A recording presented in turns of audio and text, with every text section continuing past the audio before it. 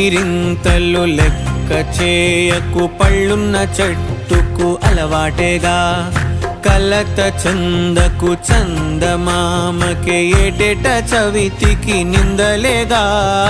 ఓటమన్నది గురువు కదరా, ఓర్పుతో నువ్వు గెలవవా.